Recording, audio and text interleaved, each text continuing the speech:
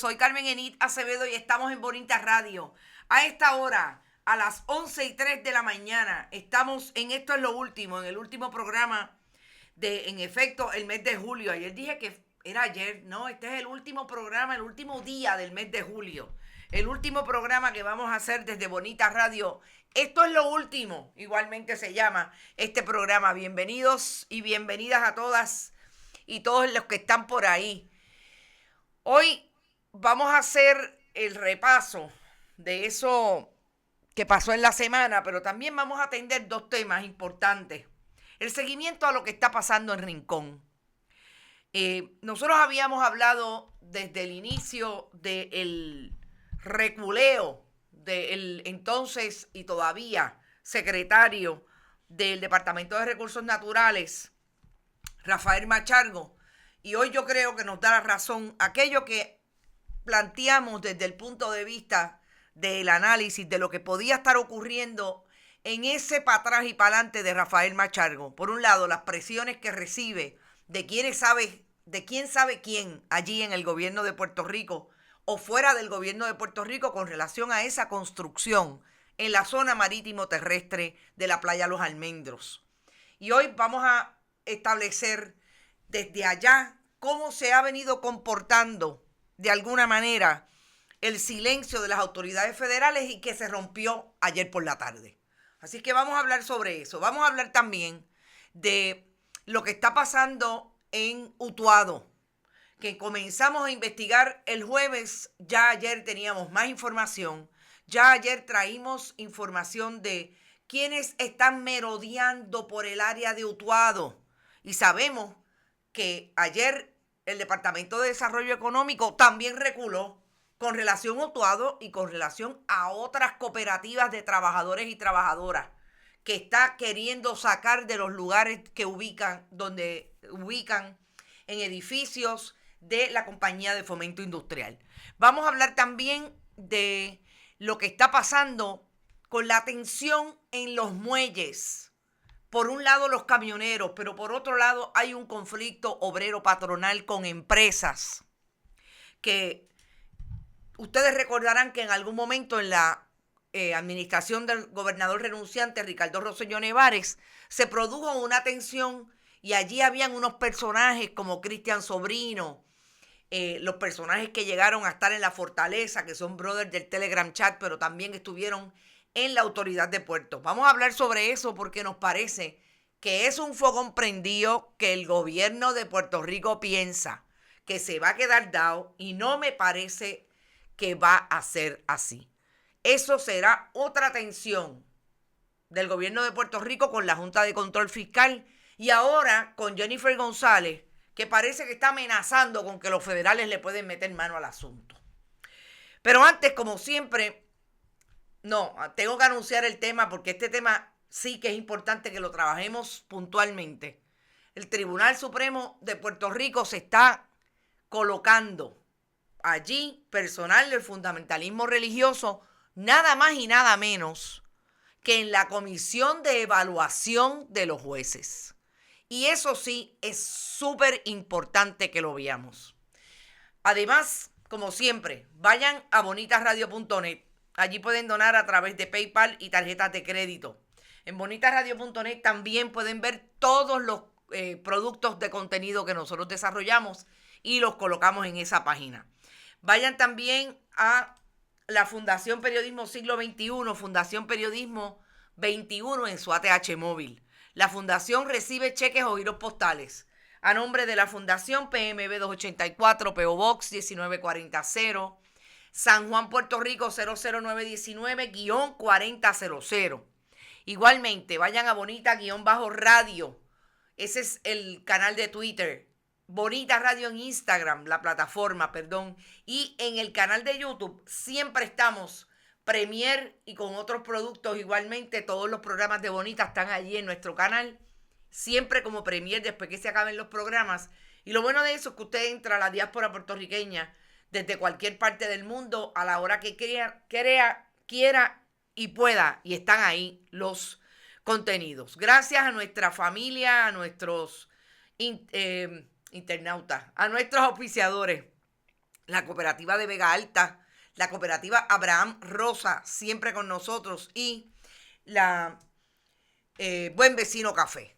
Bueno, se me han quedado algunas fotos y yo quiero que vean uno de los personajes que son importantes de la controversia del Tribunal Supremo. Voy a buscarlas mientras empiezo a hablar con ustedes. Yo creo que vamos a empezar por el tema de lo que está ocurriendo en el área de Rincón. Y yo quiero contextualizar lo que hace 2 semanas viene siendo el para atrás y para adelante del gobierno de el gobernador del 32%, Pedro Pierluisi.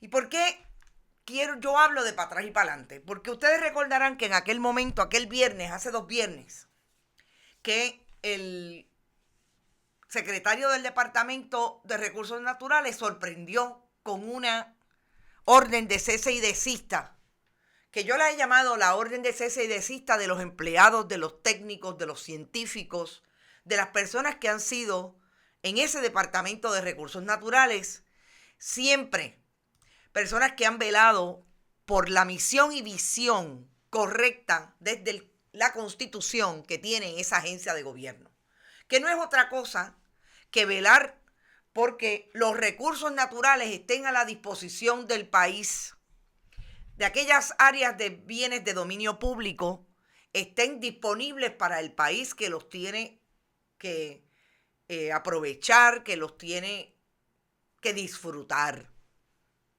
Y en ese sentido, cuando el secretario Rafael Machargo hizo aquella salvedad que traía lo que tiene que ver con la protección del Carey.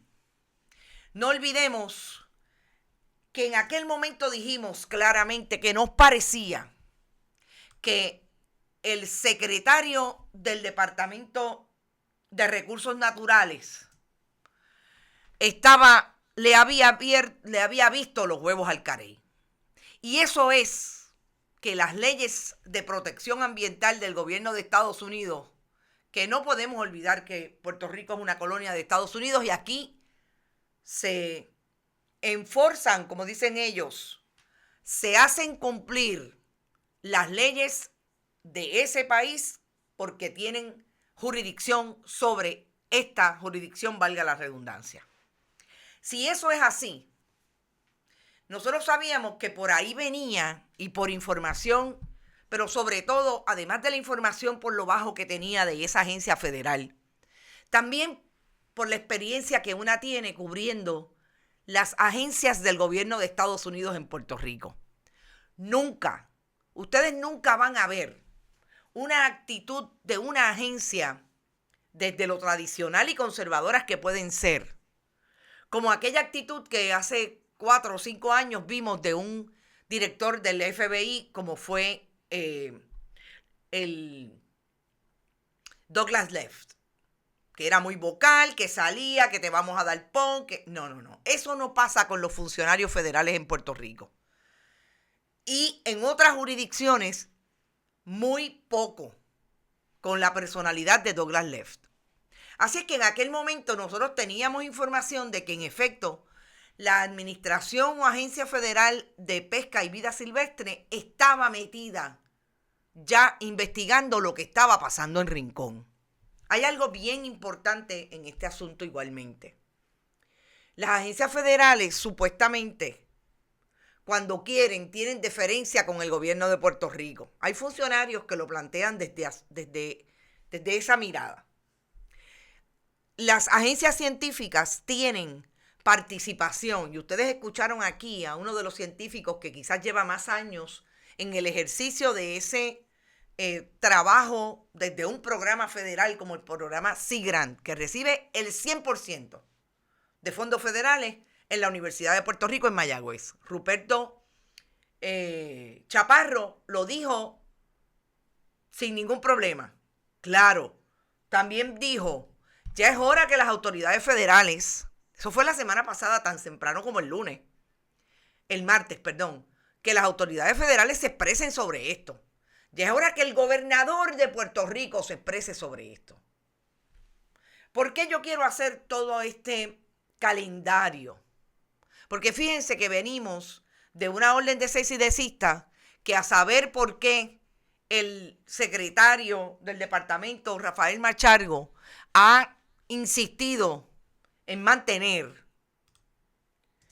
pero 2 horas más tarde la enmendó sin que todavía viéramos la enmienda, para después enviar una carta y aclarar los alcances que tenía y detener la vista pública que había para el 29 de julio.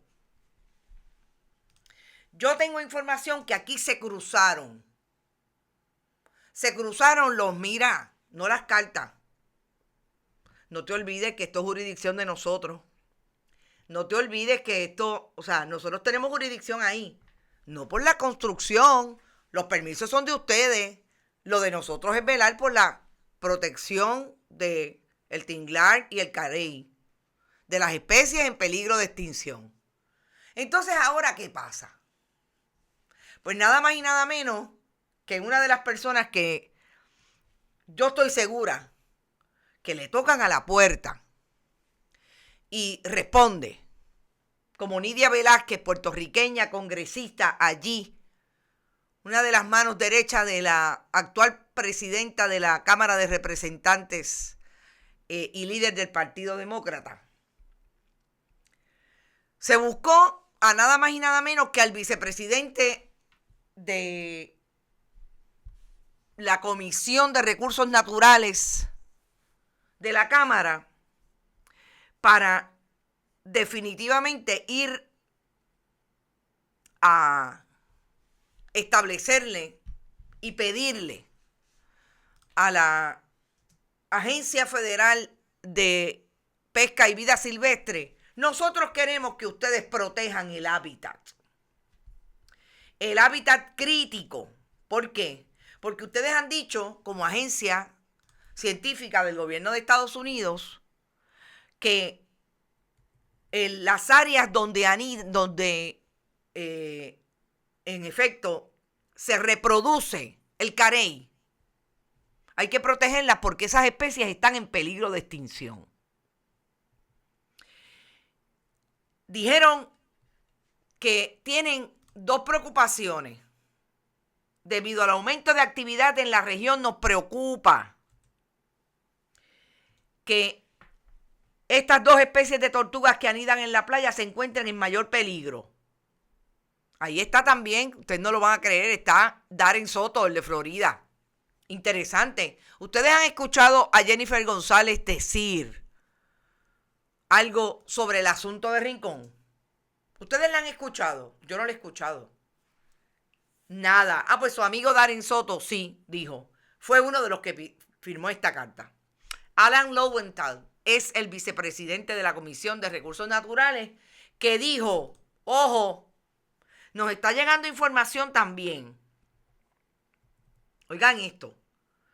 El presidente del Subcomité de Energía y Recursos Minerales, que es Lowenthal, que tienen en pantalla, nos está llegando información de los movimientos información de parte de residentes del condominio Sol y Playa. Esto es interesante. Esto dicen los que firman.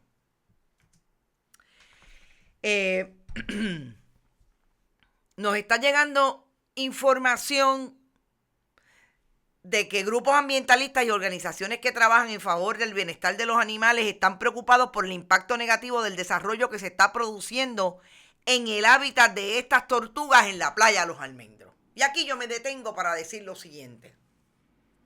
Yo siempre he dicho que allí en el condominio Sol y Playa no solamente existen los Rita Vélez de la vida, los Walter Pierluisi y CERN, que no tiene aparentemente ningún problema con que allí se construya en la zona marítimo terrestre el primo hermano del gobernador. hay otra gente que está preocupada por lo que allí está pasando. Y esa preocupación, además de llegar a la Agencia Federal de Pesca y Vida Silvestre, llegó al Congreso de Estados Unidos. Y allí es donde se toman las decisiones, entre otras, sobre las agencias federales como la Agencia de Pesca y Vida Silvestre, que es la que tiene jurisdicción, además del Departamento de Recursos Naturales, que no hace su trabajo desde el punto de vista del liderato. Ahí están los informes de los científicos. Se fueron de baja 3 personas ya en el Departamento de Recursos Naturales por la manera en que el departamento no está asumiendo desde el liderato y la administración de Rafael Machargo y el gobernador del 32%, Pedro Pierluisi, no están asumiendo la responsabilidad que tienen con relación a lo que está pasando allí. Y es la protección de los recursos naturales. Pues, ¿qué hicieron esta gente? Fueron al poder que realmente reside en favor de la protección de los derechos ambientales, que es la Administración Federal de Pesca y Vida Silvestre. Pero fueron donde el Congreso. Unas llamaditas, yo me imagino las cartas. Porque usted llama, si usted tiene acceso, yo me imagino que allí hay gente que tiene acceso, así como tiene acceso otros que viven en favor de la construcción que se está haciendo allí, tienen acceso otras personas y dijeron, no, esto hay que pararlo. ¿Y qué hacen los legisladores? Pues los congresistas. Allí está pasando esto, agencia, tú me tienes que responder a mí. Tú me tienes que responder y si eso es un hábitat crítico, nómbralo, desígnalo y prohíbe toda actividad allí. Ahora fue que le vieron los huevos al carey. Pero lo más interesante es que el gobernador de Puerto Rico dijera, todos los que van a la playa tienen que respetar la vida marina. Me parece bien que se declare un hábitat crítico. ¿Alguien me puede explicar cómo el gobernador de Puerto Rico le responde a la petición de 2 congresistas puertorriqueños y llevan, una congresista puertorriqueña y un congresista estadounidense allí en Estados Unidos? Y lleva mes y medio negando la responsabilidad que tiene el gobierno de Puerto Rico de manejar la situación en Rincón. ¿Alguien me puede explicar cómo puede ser la realidad del gobierno de Puerto Rico tan paralela que no pueden asumir su responsabilidad? Y viene el otro y le pone el cascabel al gato y dice que está de acuerdo. Yo quisiera que alguien me dijera cómo es que uno puede leer esta esquizofrenia de la administración pública en Puerto Rico hoy. Cómo el gobernador por poco me saca de Fortaleza el pasado miércoles porque yo le hice preguntas relacionadas a Rincón. Cómo no me puede contestar si habló o no habló. Bueno, me contestó que no habló con el secretario del departamento porque ese es problema del departamento y ese es problema de la Junta de Planes, de Planificación y ese es problema de OCPE. Agencias bajo su liderato o mandato. ¿Y cómo es posible que 2 congresistas, 3 congresistas, 4 llaman la atención del asunto y él está de acuerdo? Es como Pedro negando a Jesús 3 veces. Yo les digo, yo sabía que el asunto de Rincón iba a llegar lejos porque las manifestaciones de la población allí han sido múltiples. De hecho, hoy hay una vista, hay una marcha allí en Rincón. Porque lo que ha hecho el gobierno de Puerto Rico ha sido proponer que la policía de Puerto Rico vigile una propiedad privada que pretende construir sus administradores, sus residentes, pretenden construir en la zona marítimo terrestre de Rincón, específicamente en la playa Los Almendros. Yo sabía que iba a llegar lejos porque mire, esta imagen, no hay manera que Fish and Wildlife, como le dirían en country, como se define en inglés la Administración de Pesca y Vida Silvestre, no determine que esta es el área donde anidan las tortugas. No hay manera de que usted me diga que esta es esto donde quedó atrapado este carey por lo menos por 2 horas. Este es el área donde están levantando el campamento los que protestan en Rincón. No, este es el área que designaron aquellos que decidieron, como Ángel Román Mas, el consultor ambiental del condominio Sol y Playa, que decidieron que ahí no había ningún problema y que el deslinde estaba bien tirado. Y que ellos iban a construir en la zona marítimo terrestre, pero el problema es que hace 2 semanas, exactamente hace 2 jueves, este carey quedó atrapado. Entonces, ¿cómo es posible que el gobierno de Puerto Rico no le meta las manos a sus agencias, a sus jefes de agencia, como es el secretario Rafael Machargo? Y ahora, porque el gringo dijo, ojo, perdón, vamos a hablar en plata, el gringo y una jibarita de Yabucoa, congresista, le guste o no le guste al gobernador de Puerto Rico del 32%, que se movió y dijo, no, espérate, esto hay que pararlo. Y ahí está Nidia Velázquez diciéndole al gobernador de Puerto Rico, o lo haces o lo haces. Y si no, pues las agencias federales que tengan que hacer lo que tengan que hacer. Porque tienen jurisdicción. Claro. Ahora es que viene la discusión desde esa agencia. Ojo, ya está diciendo lo que dice la agencia federal. No es, estoy investigando para ver si no están protegidos. No. Law Enforcement Area. Mi división de Law Enforcement, que hace cumplir las leyes ambientales, que tiene posibilidad de cargos criminales. Oiga, por coger un carey, en Puerto Rico yo vi gente presa en la jurisdicción de Estados Unidos, en la Corte Federal, en la Chardón, gente que le fijaron 5 años de cárcel por coger un carey y matarlo y filetearlo. 5 años de cárcel. Ojo con lo que viene por encima de los funcionarios o del que ellos entiendan violentó las leyes de protección del carey. Entonces, ahora es cuestión de ver cómo se va a comportar esa agencia. No me parece que va a tirar mucho para atrás. Me parece que va para adelante. Entonces hoy es que, como yo digo, le vienen los huevos al carey en Fortaleza.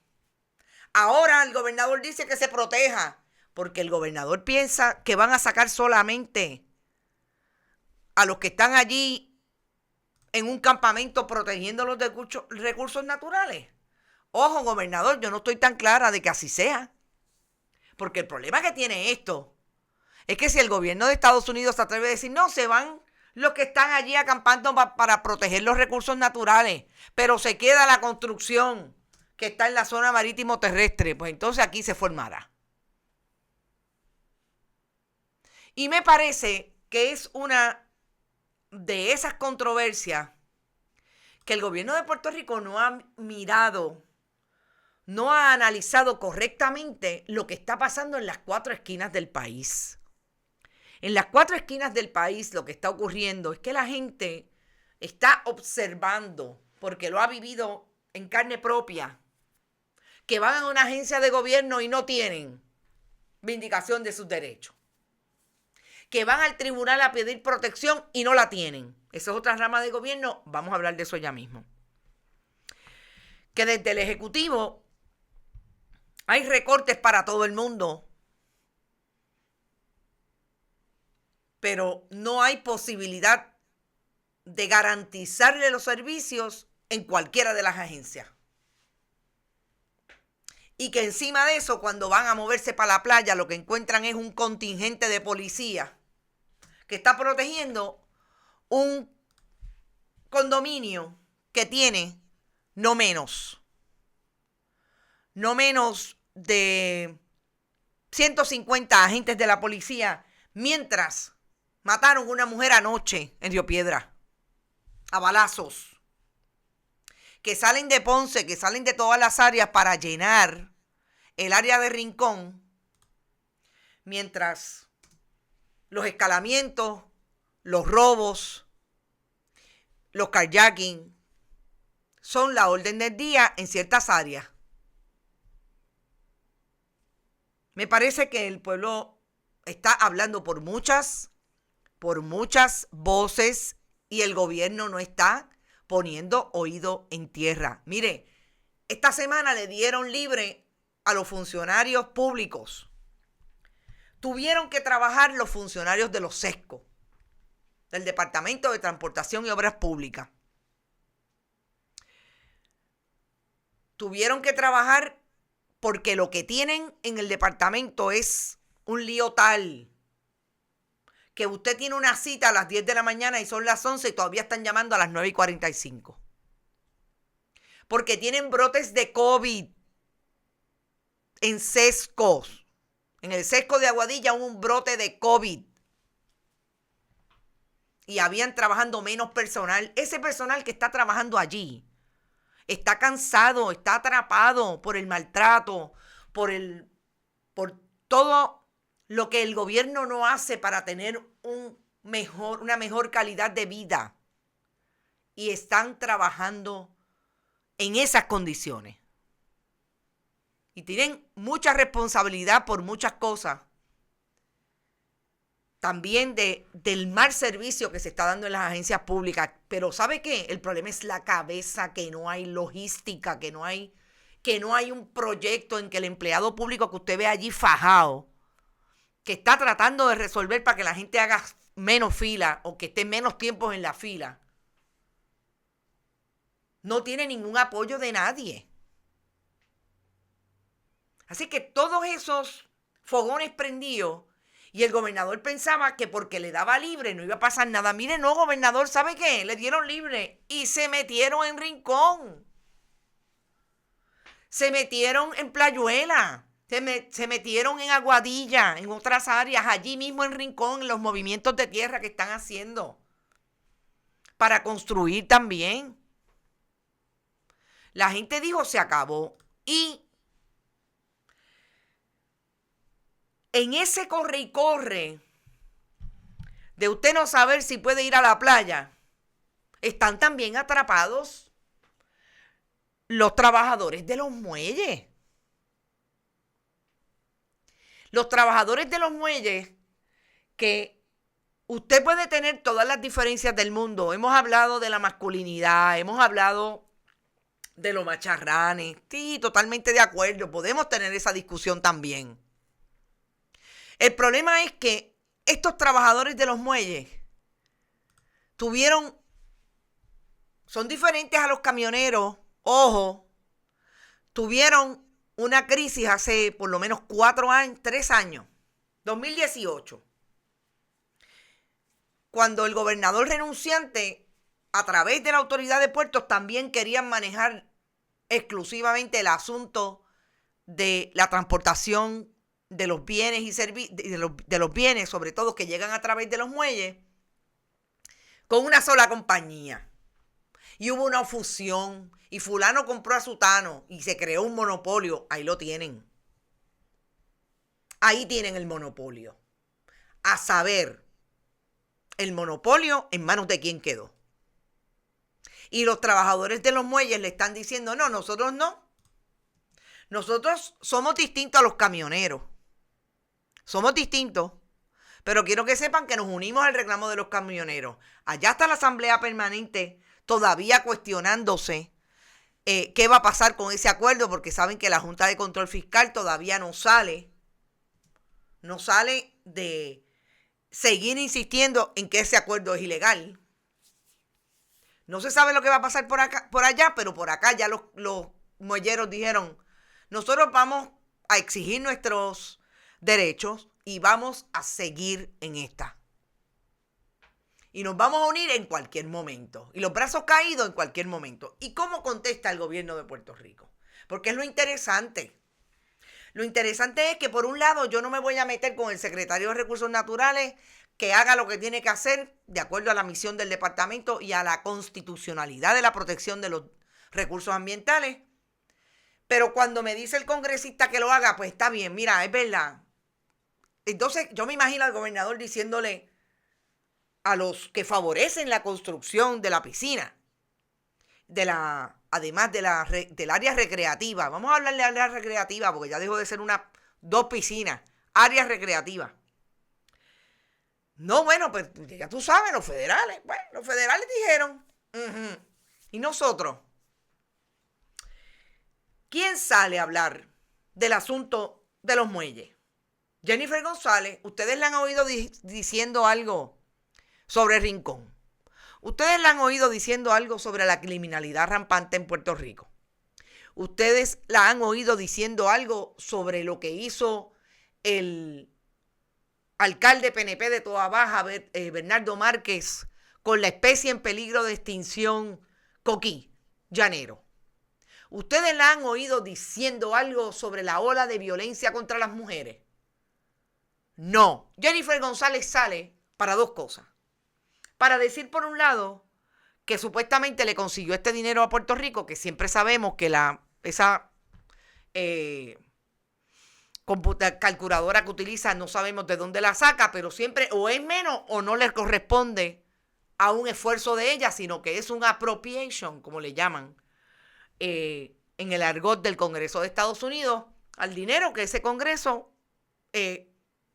envía para Puerto Rico para ciertos asuntos, como puede ser FEMA, etcétera, etcétera. O para decir, por ejemplo, podría haber consecuencias federales. Ciertamente en lo que afecta al comercio interestatal, las autoridades federales podrían intervenir porque impacta el comercio de diferentes estados de Estados Unidos. Pudieran asumir jurisdicción porque está afectando a distintas industrias. Dice Jennifer González con la boca de comer sobre el asunto de los muelles. Pero qué interesante que Jennifer González no diga, hay jurisdicción federal en la corrupción que está teniendo y que puede haber en el Departamento de Educación. Cuando Jennifer González le advirtió a los que estaban traqueteando en las diferentes agencias desde la corrupción, el Departamento de Educación, ACES, ¿cuándo le advirtió que los federales se podían meter? Nunca, porque hablan de los federales para meterle miedo a los trabajadores, de que eso tiene consecuencias y que ellos tendrán problemas. Consecuencia tiene la corrupción y la conducta antiética. Y ellos nunca advierten que ellos tienen la prioridad como jurisdicción de atacar la corrupción y las conductas antiéticas. Y no lo hacen. Lefran Juan está por ahí desde Ponce, qué bueno que está por ahí. Dice Marta Loyola, estoy a favor de trabajadores de muelle, aquí hay un monopolio por Luis Ayala Colón que aprobó Maceira y firmó Wanda Vázquez, exacto. Anthony Maceira, Cristian Sobrino, eran los que estaban. Anthony Maceira desde Puerto a favor de ese monopolio. Y ahí está, como dice Marta, crearon un monopolio y ahora, para aplastar a los trabajadores ya están aplastados. Y si los van a aplastar más, si la bota para encima, la gente va a tratar de salir de encima de la bota. A favor de los camioneros porque los grandes intereses, Iván Báez y Reyes, están en contra. Esto es un abuso de los grandes al trabajador puertorriqueño. Entonces ustedes me dirán si es que hay justicia en ese camino. Pero vamos a seguir hablando y de las otras injusticias. Y aquí voy a hacer, si me permiten, un alto para colocar esas imágenes que yo creo que son importantes en dos vías. Vamos a hablar de Manuel Sidre. Vamos a hablar de Manuel Sidre porque Manuel Sidre es ese funcionario que ustedes saben que está supuestamente a favor del desarrollo económico de Puerto Rico, que no cobra un peso. Manuel Sidre dice que no cobra un peso. Que cobra un peso, dice él. Pero Manuel Sidre es este director, secretario de Desarrollo Económico, que no tiene otra cosa que decir que no sea que los puertorriqueños son vagos. Recordemos que dijo que los puertorriqueños no quieren trabajar. Que aquí lo que pasa es que los puertorriqueños y los residentes del país quieren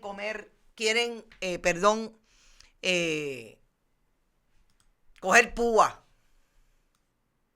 Y que como quieren coger púa, pues no están yendo a trabajar. Y que ahí están los restaurantes sin posibilidad de hacer su trabajo y de hacer lo que tienen que hacer porque no quieren trabajar los trabajadores. Pues vamos a ver si es verdad que los trabajadores no quieren trabajar. Mire, en el pasado jueves nosotros empezamos a hablar de lo que está pasando en el mundo de Utuado, en una escena increíble donde lo menos que está pasando es que el Departamento de Desarrollo Económico le envía una carta que no he podido tener acceso. Estoy esperando que me den el visto bueno para que me envíen la carta que tiene que ver con cuándo fue específicamente que le dijo el Departamento de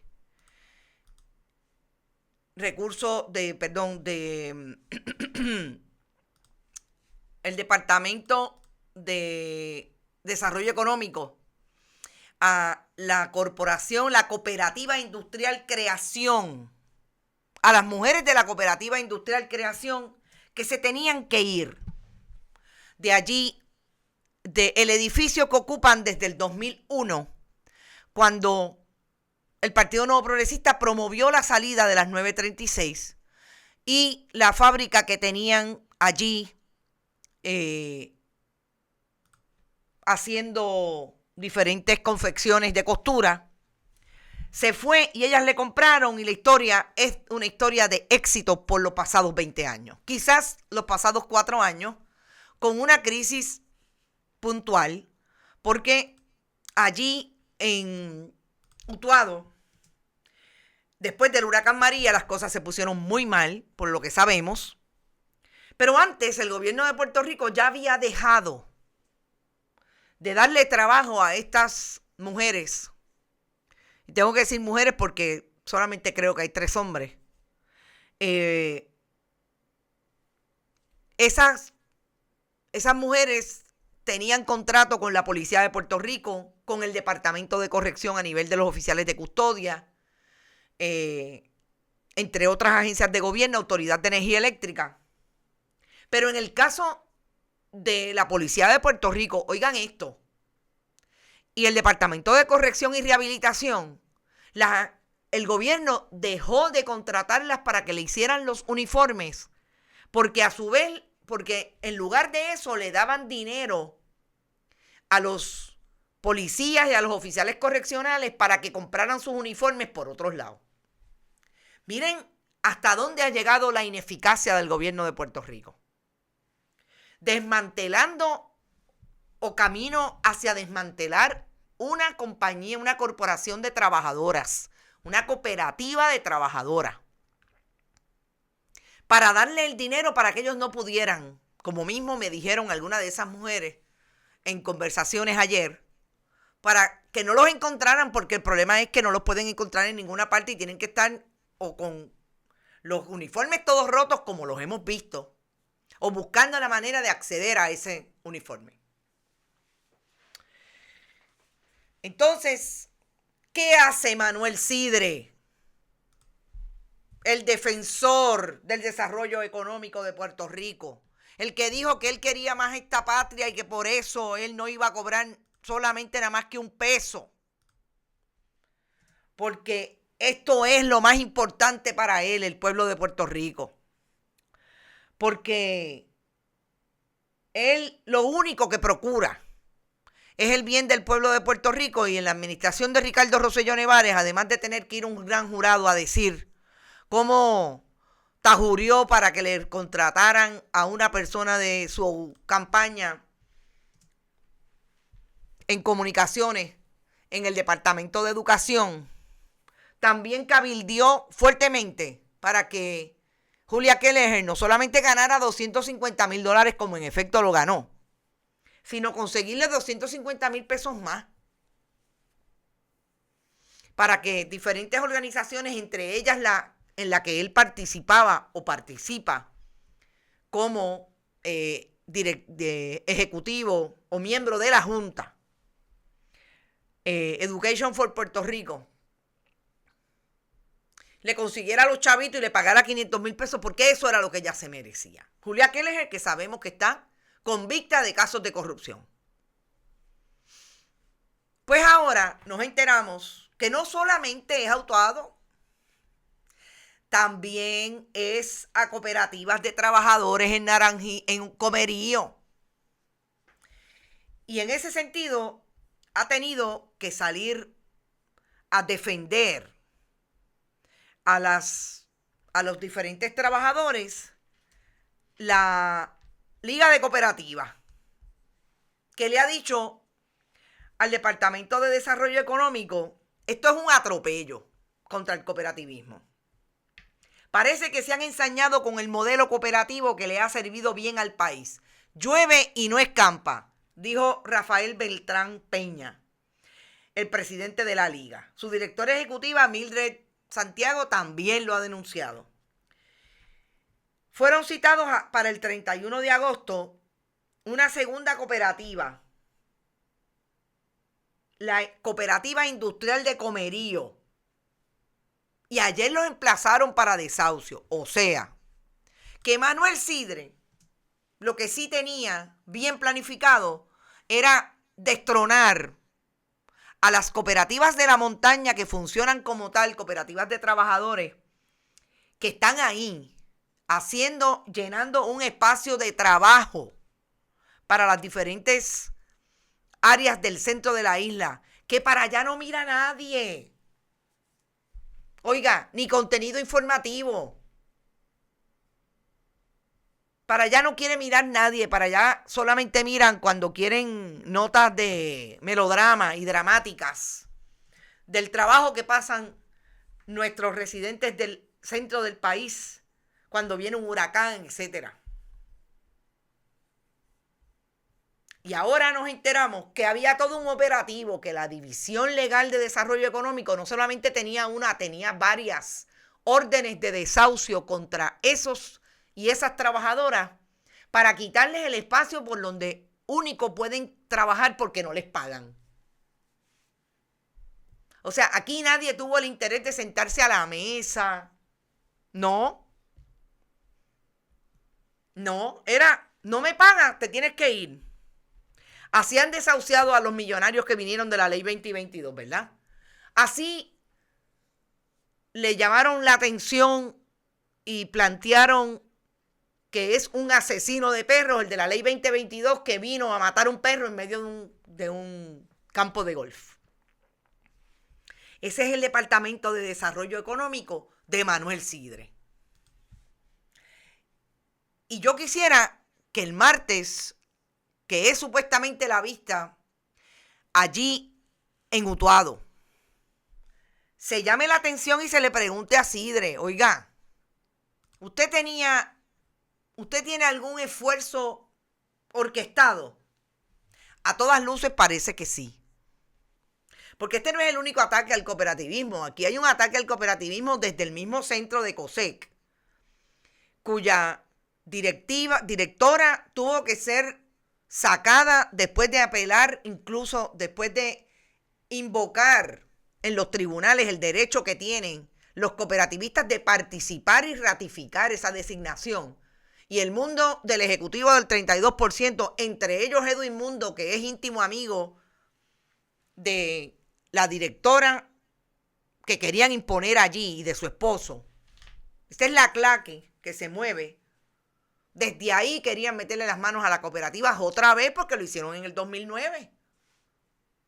Y antes de eso, ojo, la Junta de Control Fiscal le quiere meter las manos a las cooperativas. Y está estableciendo con el contubernio mediático de algunos, estableciendo que no se pueden funcionar como ellas quieran, como si el dinero de las cooperativas fuera del pueblo de Puerto Rico, del gobierno de Puerto Rico. El dinero de las cooperativas es de los cooperativistas, de las personas que vamos allí y le ponemos los chavos a las cooperativas porque creemos que es el mejor modelo.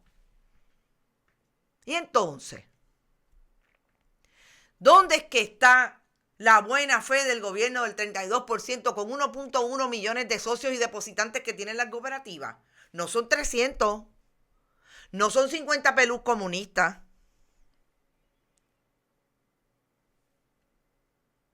Eso pasa en el Departamento de Desarrollo Económico. Entonces, vamos a un tema que no vamos a poder tocar en profundidad, pero por lo menos en estos 7, 10 minutos que nos quedan, quiero compartir mi análisis de una nota que el colega periodista Oscar Serrano está levantando hoy, que a mí me parece que es un escándalo, que es urgente que el país, yo sé que tenemos los focos en muchas áreas, porque son muchas las áreas de crisis, pero lo mire y lo siga mirando y siga actuando para que esta gente de la rama judicial entienda que ese tampoco es un kiosco que los puertorriqueños o residentes del país que viven en un orden, supuestamente, sistema republicano de gobierno, podemos dejar que ellos se echen al bolsillo como les dé la gana. Y es que se llama la atención de el nombramiento de este personaje, que es un personaje nefasto. Ha sido un personaje nefasto de derecha, de mucho prejuicio contra todo lo que no sea lo establecido, el establishment, desde diferentes posiciones, sobre todo desde la judicatura de Puerto Rico. Este es nada más y nada menos que el ex juez Jorge Lucas Escribano Medina, que lo acaban de nombrar la mayoría, el caucus de la mayoría del tribunal, el caucus de la mayoría que no es otra cosa que el caucus del Partido Nuevo Progresista en el Tribunal Supremo, el que yo llamo el caucus del PNP en el Supremo. Mildred Pavón Charneco, Luis Estrella, Edgardo García, Rafael Martínez, Eric Koltoff y el juez Roberto Filiberti. Luis Estrella está esta vez del otro lado. Hace tiempo que está del otro lado.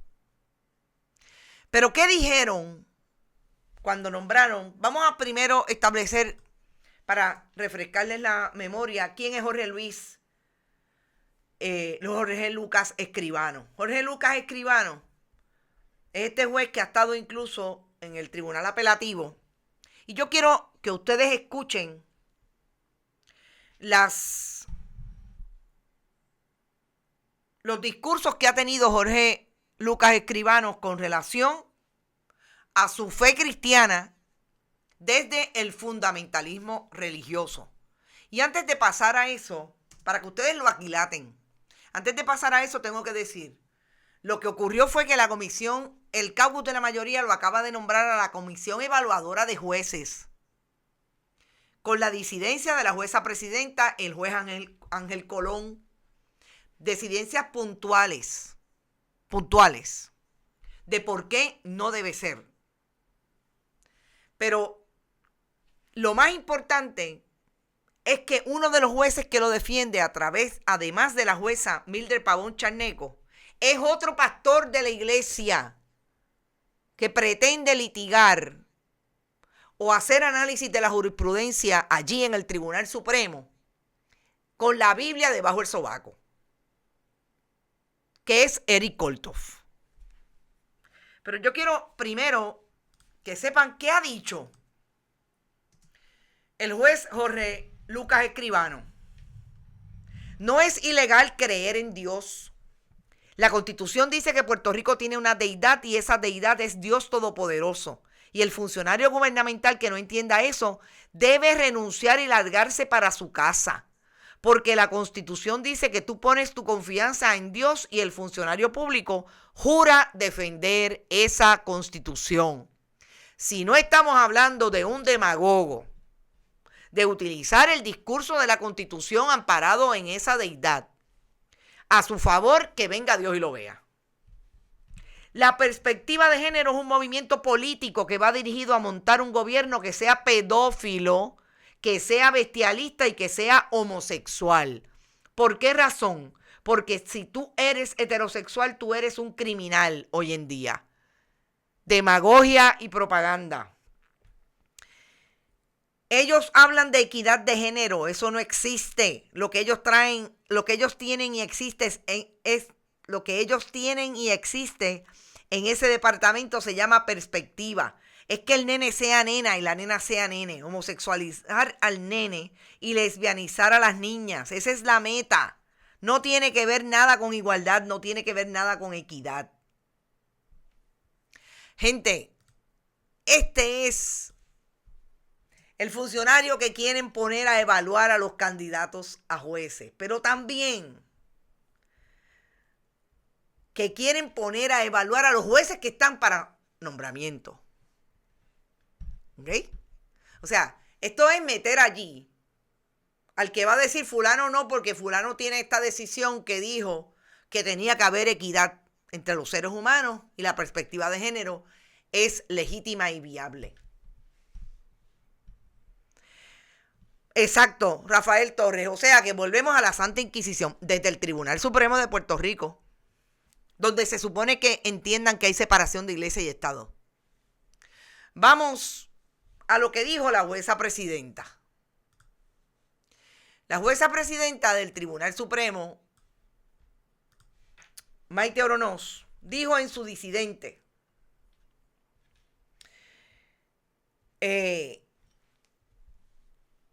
vamos primero a la disidente y después vamos a lo que dice Eric Kolthoff, porque yo quiero que vean en las expresiones de la jueza presidenta, que como ustedes saben es la primera mujer abiertamente gay allí en el Tribunal Supremo y que se casó y tiene 2 hijos.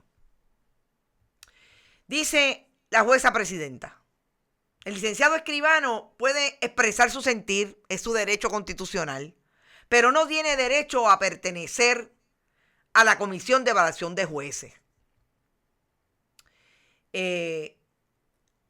A nadie se le ocurriría designar a la Comisión de Evaluación de Jueces a un supremacista blanco que públicamente hiciera expresiones racistas, porque ¿por qué de todos los abogados y abogadas que existen en Puerto Rico, se preguntó, este tribunal nombraría a una persona que se expresa de forma discriminatoria, despectiva, ofensiva y con expresiones de odio contra grupos minoritarios? Aún más no cumplen, dijo Oronoz, que además no cumplen las otras designaciones nuevas con el mínimo de lo que se espera de las personas que tendrán a cargo la evaluación de nuestra judicatura. Entonces, el juez asociado Estrella Martínez, también en sus expresiones de disidencia, dijo que en el proceso de selección, y vamos a ponerle la imagen del juez Estrella Martínez, porque me parece que también es importante que que se diga y se vea quiénes son los jueces del Tribunal Supremo que hablan de esta manera. En ese sentido, como les digo, a la izquierda, atrás, el primero a la izquierda es el juez Luis Martínez Estrella Martínez, que es un disidente a pesar de ser parte del caucus de la mayoría del Tribunal Supremo. Apuntó que en el proceso de selección mediaron otros asuntos que no deberían servir de guía en el curso de nuestras labores, que el mismo fue apresurado, que el poder de nominación y confirmación no se ejerció de forma equilibrada y que debió ser el resultado de un diálogo sosegado, focalizado y ecuánime. Expuso un ejercicio de poder extremista y desmedido, porque tan reciente como en el 2019, una mayoría de este tribunal reconfiguró la comisión y cuenta con el grueso de sus miembros, tomando en cuenta que se concedió a todos los jueces y juezas de este tribunal el poder del voto en las deliberaciones de la comisión. Extremista porque se persigue seguir implantando una visión ultraconservadora y poco garante de los derechos de las minorías, no solamente en la jurisprudencia, sino también en la importante operación de esta comisión. El extremismo basado en el odio, el discrimen, la mofa y las ofensas representan una visión que se aleja de los postulados que paradójicamente algunos utilizan para validar esa conducta. En consecuencia, el mensaje de este tribunal le envía a nuestros jueces y juezas y a la sociedad es nefasto. Se lo dijo uno de los suyos. Le está diciendo, no solamente son retrógradas, son ultraconservadores, extremistas, y el mensaje que le envían al país es nefasto. Esto yo creo que es urgente que el país lo aquilate, que el país vea quiénes son dentro de esa mayoría los que están dispuestos a volver a la Santa Inquisición. Y uno de esos es el juez Eric Kolthoff.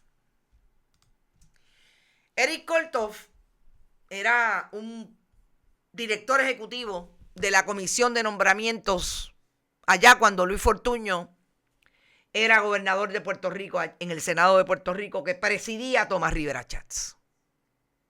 Eric Kolthoff era ese que estaba encargado de buscar los jueces. Ya ustedes ven desde cuándo viene el intento de que el fundamentalismo religioso se quede con el Tribunal Supremo. Eric Kolthoff es este juez del Tribunal Supremo que va nada más y nada menos a hablar, siendo juez del Tribunal Supremo, a una estación de radio del fundamentalismo religioso en Puerto Rico. Eric Kolthoff, juez del Tribunal Supremo. Pero Eric Kolthoff, la última imprudencia que tuvo como juez del Tribunal Supremo fue juramentar a una de las personas que fue a una elección especial en mayo del 2021 para ser otra más que vive de la chequera del pueblo de Puerto Rico, cabildera por la estadidad allí en el Congreso de Estados Unidos. Ustedes me dicen a mí que esto no es una imprudencia de parte de un juez del Tribunal Supremo,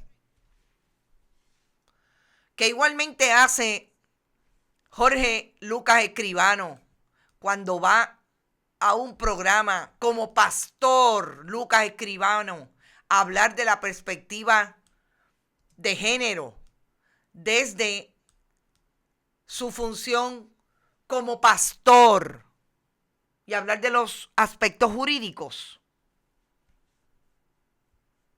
Ese es el Tribunal Supremo que quieren para Puerto Rico. Y entonces, que me diga el gobernador del 32%. ¿Dónde está con relación a estas manifestaciones que se hacen allí en la rama judicial? ¿Dónde está él como abogado dirimiendo lo que está haciendo como ejecutivo del 32% en un país diverso? Cuando el comportamiento de los jueces del Tribunal Supremo que se adscriben a la mayoría ideológica del Partido Nuevo Progresista hacen esto en el Tribunal Supremo. Eso es lo que está ocurriendo y me parece que era importantísimo traerlo. Vamos a ver cómo se sigue comportando. Esto lo vamos a ver en las diferentes decisiones que van a salir. Díganme que no es una imprudencia de un juez del Tribunal Supremo juramentar a una cabildera por la estadidad, así como juramentó a la alcaldesa que tomó posesión de Aguadilla casi un año antes, cuando el trono se lo dejó Carlos Méndez allí en Aguadilla. O sea, estos son los jueces que son puros y castos desde el Tribunal Supremo. Pero de verdad está corriendo para el Supremo. ¿De quién estamos hablando? Mentes más estrechas que un sorbeto, dice Frances. Así es. Bueno, yo los dejo, yo me tengo que ir. Recuerden que hoy es sábado, nosotros estamos terminando. Mañana no estamos, pero el lunes volvemos con informaciones a las 8 de la mañana. Vamos a seguir investigando los casos de Utuado. Definitivamente. También Rincón, importante. Vayan a bonitasradio.net, allí pueden donar a través de PayPal, tarjetas de crédito, Fundación Periodismo 21 en su ATH móvil, la Fundación Periodismo Siglo XXI recibe cheques o giros postales a nombre de la Fundación, PMB 284, PO Box 19400, San Juan, Puerto Rico, 00919-4000. Estamos también en en Twitter, Bonita-Radio, Bonita Radio en Instagram, iVoox, iTunes y Spotify, tipo podcast. Siempre los programas están allí. Gracias a Vega Alta Coop, a la cooperativa Abraham Rosa, a Buen Vecino Café, por siempre estar con nosotros. Yo los dejo hasta mañana, no, el lunes a las 8 de la mañana en Noticias con Café. Éxito, pasen buen fin de semana y si pueden ir a Rincón, hoy hay una marcha allí, hay que ir a Rincón suave con el COVID. No hablamos de COVID, pero hablamos de eso el lunes. Éxito y hasta el lunes. Buen fin de semana.